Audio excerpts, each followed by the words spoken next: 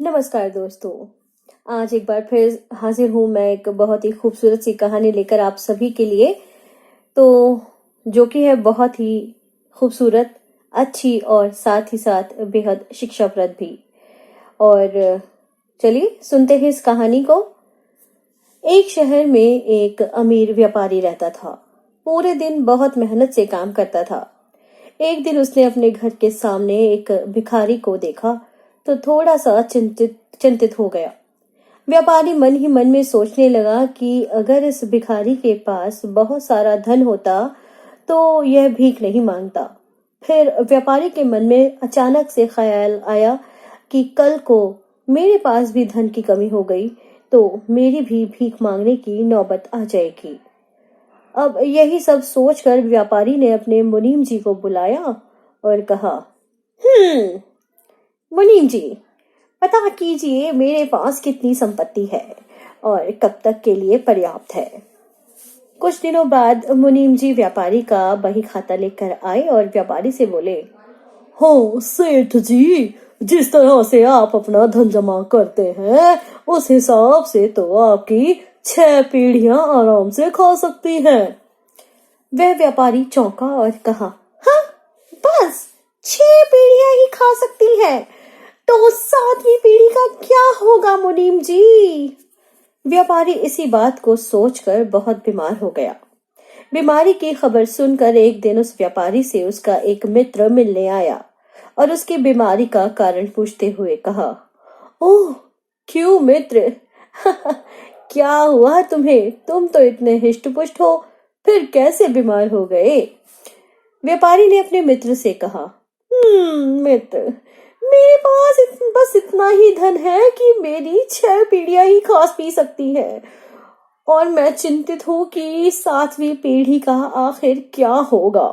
मैंने इतनी मेहनत की लेकिन कुछ भी लाभ नहीं हुआ। मेरी 7वीं पीढ़ी, सोचो 7वीं पीढ़ी। व्यापारी के मित्र ने मुस्कुराते हुए कहा,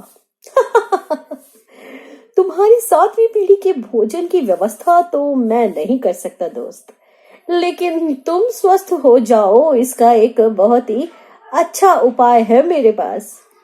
व्यापारी ने बड़ी ही उत्सुकता से अपने मित्र की ओर देखते हुए पूछा, हाँ, क्या? बताओ बताओ, क्या उपाय है? जल्दी बताओ, जल्दी बोलो। मित्र ने कहा, तुम किसी एक भिखारी को हर रोज सुबह सुबह ही भोजन करवा दो तो तुम्हारी जो बीमारी है वो जल्दी ही दूर हो जाएगी।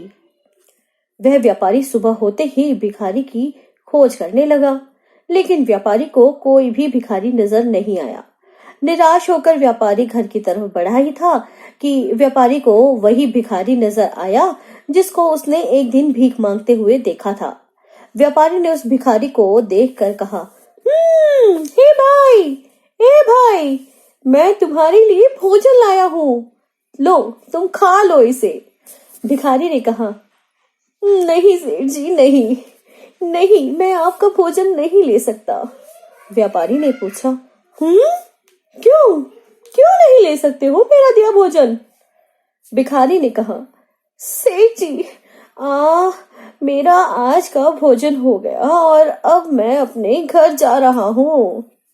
व्यापारी ने फिर से कहा, तो कोई बात नहीं हुई, कल मैं तुम्हारे लिए भोजन ले आऊंगा फिर से, तुम कल भी भोजन कर लेना, ऐसा करो। इस पर वह भिखारी बोला, सेठ जी, जब आज का भोजन भगवान ने दे ही दिया है तो कल भी भगवान दे ही देगा, इसमें मैं चिंता क्यों करूं? आखिर मैं कल का सोचकर बेवजह ही क्यों परेशान हूं? उस भिखारी की बातों ने व्यापारी के जैसे नींद से जगा दिया हो।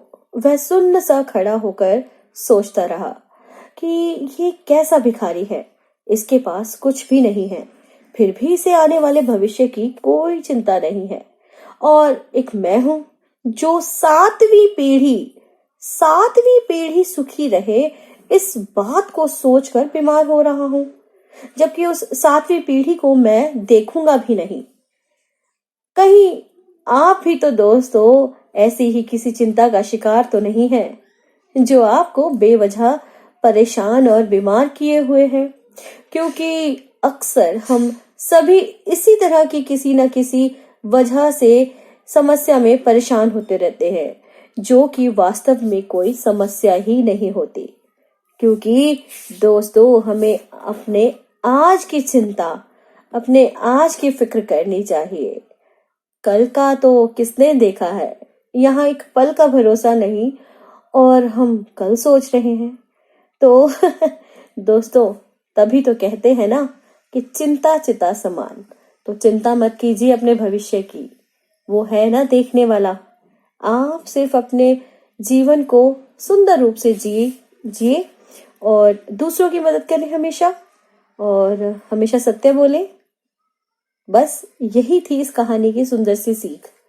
तो चलिए, आपसे अब लेती हूँ विदा। फिर एक और खूबसूरत सी कहानी लेकर आपके समक्ष आऊंगी शीघ्र ही। तब तक के लिए दीजिए इजाजत। Take care, bye bye.